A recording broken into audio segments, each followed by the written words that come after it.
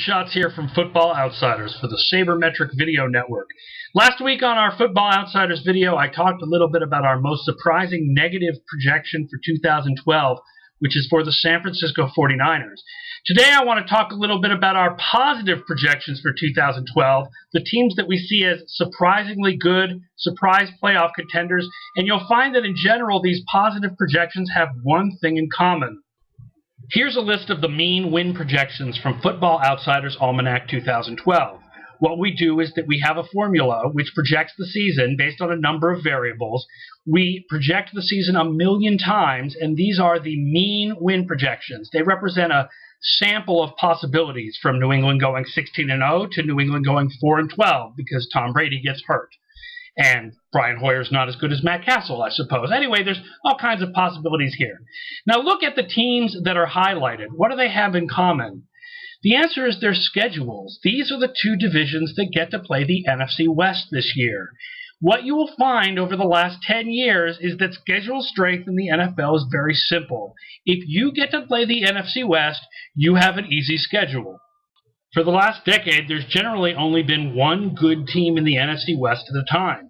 First it was the Rams, then it was the Seahawks, then the Cardinals, and then last year the 49ers. In 2010, it was nobody. The fact is there's only been one season in the last 10 in which two NFC West teams had a winning record, and that was way back in 2003.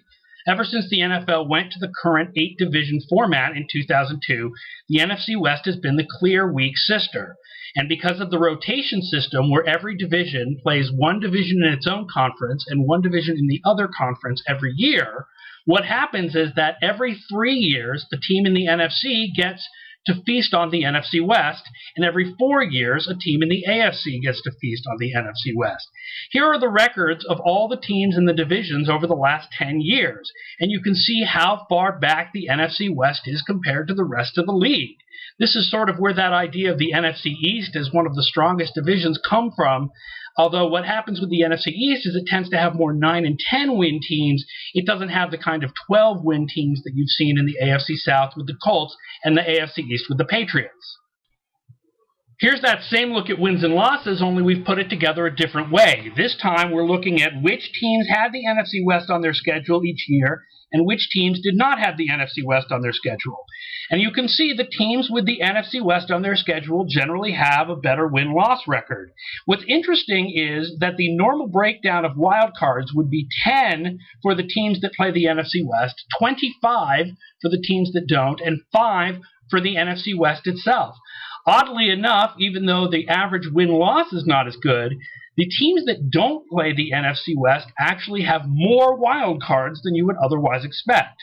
But when it comes to getting one of the top 2 seeds in the playoffs and the bye week, the teams that did play the NFC West have an advantage, and this is one of the reasons why our projections come out so much better in general for teams that have to play against the NFC West. Obviously, we could be wrong. San Francisco could be a lot better than we expect. I suppose Seattle could be better than we expect, or St. Louis, or Arizona. But it's unlikely that more than one of those teams will be better because that's just the way the NFC West has been. Usually only one team is good at a time. So even if one of those teams wins a few more games, it's only going to take a little bit off of the win projections of those AFC East and NFC North teams. That's a big reason why we have Chicago projected for such great things in 2012, why we have Buffalo projected as the most likely playoff surprise team, why we have the Jets in contention again, and why we have Miami coming close to 8-8 even though their front office is a total disaster area. One more thing I wanted to show for you math lovers in the audience today, and that is the way that actual NFL results don't match what statisticians know as the normal distribution. Check out this table. This is actual NFL results of wins over the last 20 years compared to the normal distribution of what we would expect given the 16-game season.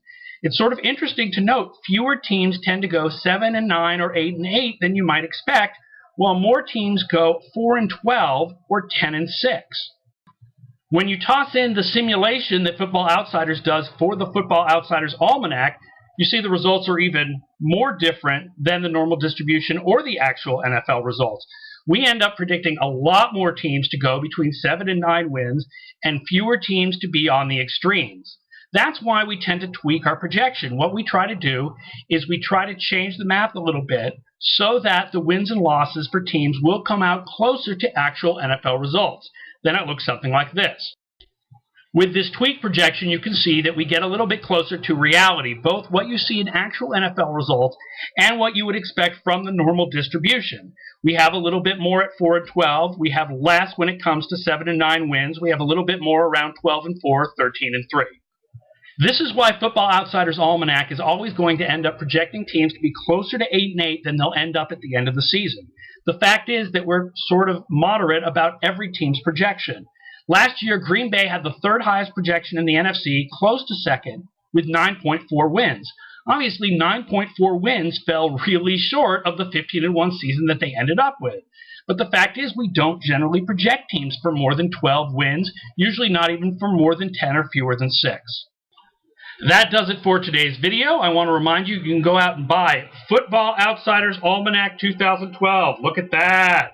Available at CreateSpace, at Amazon, at our website, footballoutsiders.com. Book is $23, $12.50 for PDF copy. If you go out and buy Football Outsiders Almanac, I promise to go out and buy myself a better laptop microphone. We'll see you next week.